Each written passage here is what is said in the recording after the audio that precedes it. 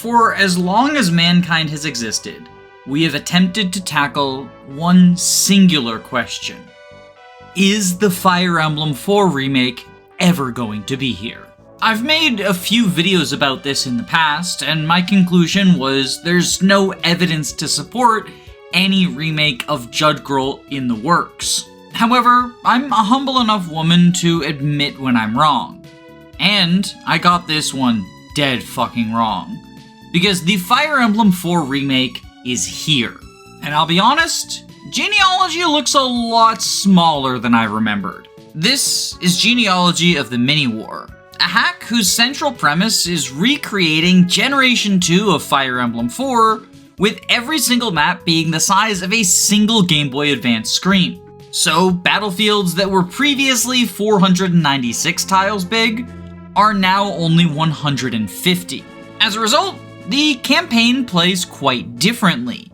Instead of feeling like you are carrying out battles on a grand scale, things feel incredibly claustrophobic. And so you'll rely more on making defensive formations and taking advantage of terrain than you do charging blindly forward. Needless to say, this tilts things back into the infantry unit's favor. So if you're one of the many fans of foot soldiers who is upset that they got snubbed by Genealogy's mechanics, then this is definitely the hack for you.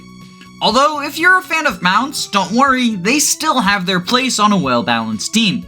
Kanto Plus is even more valuable when maps are small enough that you can travel large distances with only half of your movement. Not only that, but units are now capable of rescue dropping, as the mechanics of Genealogy have been merged with those of Game Boy Advance Fire Emblem. From FE4, we have Kanto Plus, the stat bonuses from holy weapons, and many of the fancy Judd Girl weapons like the Sleep Sword and Berserk Blade. From Game Boy Advance, we have rescue dropping, weapon durability, consumable stat boosters, limited deployment slots, and classic style trading. Which is definitely a little bit controversial, but I can understand that without any sort of base to manage items, it's kind of a necessity. But that's not the only necessary change made by this hack. Because of the way shrinking down FE4 maps works, some of the gameplay structure and story beats had to be altered. For an early example of this, Chapter 7's map is incredibly crowded, so the Ishtar encounter gets moved into Chapter 8. And let me tell you, somebody with bolting on a map this small is super threatening. There's also some segments where the story of Genealogy has been expanded to incorporate elements from Thracia, a game which hadn't been out at the time. I think this is a really cool creative choice, and definitely makes it feel remake-esque since it incorporates in lore we now know that we didn't before. Not only that, but there's additional dialogue given to the secondary characters in the form of some new talks, some boss quotes, and support conversations. And don't worry, you're not going to be waiting around for 80 turns like this is Binding Blade or something.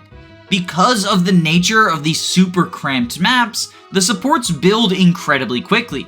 I think I got the Selif Lana support on turn 2 or 3 of the first map, and many others just formed naturally from me playing the game with my chosen squad. Speaking of which, while the cast doesn't retain their skills from the OG Genealogy, I feel like everyone has something to make them stand out. Fee's flight utility is now elevated thanks to rescue dropping, legendary weapon users become absolute nukes, and staffers are a lot more useful now that you are constantly under pressure from foes. But perhaps most interestingly to me, the elitist pre-promotes like Oifi and Finn now maintain their relevance far longer into the campaign, since there's a lot less experience pie to go around to your growth units. In a world where you're not able to get Selif, Ares, and Leaf all to level 20 in a single chapter, getting a no-investment unit like Altena or Hannibal is suddenly a pretty big upside. Although if you're worried that this experience drought will turn your playthrough into a pseudo-no-growth challenge, don't worry. There's a couple of solutions to address this problem. The first is the game's bonus experience system. Anyone who is deployed will get 100 points of experience at the end of the chapter, and therefore a free level up. This means whoever is on your core team will be able to keep up with the enemy strength, even if they can't get as many kills as they would have on the SNES. But the other major change that assists growth units is the reduction of promotion from being a level 20 requirement to a level 10 requirement. By using Master Seals purchasable in the Prep's Armory, you can send any level 10 unit into their elite class. And so for units where this is a big power spike, like Selif, Leaf, and Arthur, they're still able to get it at the appropriate time in the campaign. And even for units who don't benefit as much from promotion, FE4 stat gains represent a huge jump in combat viability. Even outside of these mechanical changes, there's still some stuff to talk about when it comes to Genealogy of the Mini-War, because I think its presentation is phenomenal.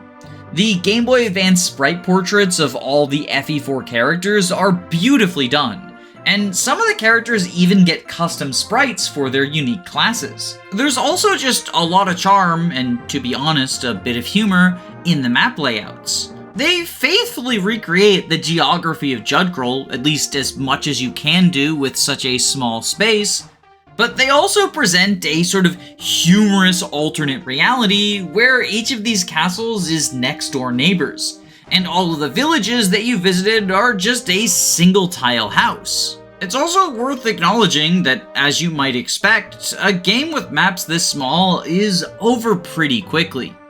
I completed the campaign in 3 hours, and that's with me having to reset to the Chapter 9 ambush spawns. So if you've been contemplating a Genealogy replay but don't want to commit the huge time investment that is going through these big empty maps, this hack feels tailor-made for solving that problem, while also presenting a new and unique experience coated in a layer of paint familiar enough for comfort. I definitely could say more, but in the spirit of keeping with the mini theme of this hack, we're gonna cut the video short. So, thank you to my patrons: Glup Shido, Electric Giga, Erica Ford, YLO1, George Grenville the 7th PM, Jamie Collins, Arvis, Crispy Matthews, Floa Hay, Amy Hazel, Shinthia, Faulty Videos, Kyle Madison, Derek Williams, Anna Cabana, The Daily Fugel, Faye, Magic Bite, Thoughtful Insanity, Robin Goodfeller, Ziggy WSB, Dysike, Chris, Root Beer Pants, Queen Elizam, Controlled Aegis, Roman Kormanzik, Knick Knack Hammersmack, Carrier Has Left, Angel Nap Caceres, Cabbage, SUP, Caius Cole, Bree, Punch Fighter Champion, Eggman, Maxine the Vampire Queen, Dragonback Lancer, Sardonic Muse, Wannabe Cinnabon, Lepton, Key the Iron Idol, Calamity Callie, A Clever Username of Lies, Jackson McMahon, Saren Gerlixy, Rezi, Andu, Rhea, Gambu, Karosa, Firant, Your Doctor, Frozen Helm, Patwit, Pillow Willow, Girl Boss, Lizard Bongwater, Christopher Bueno, Marin McLean, Jaden, Dylan Solis, Forever Lucas, Some Trades, Guiji555, Smaz Ruby, Zycrom, Robin D, Alenby, Hound Dogs, They Thumb, Klon Klon, and especially my Jagans, Your Best Friend 9000, Adele, Alexander Roper, Sensitive Luigi, Siggy, and Serial Bowl. Normally they get access to these videos super early, but since I was able to play and complete this hack within a couple of hours of its release, I wanted to pump out something early in order to potentially drive hype and traffic to this brand new project. It's linked below if you're interested, as is my Patreon, but please only donate if you can comfortably afford to do so. Regardless of what you choose to do though, I hope you have a wonderful day. Stay safe, gamers.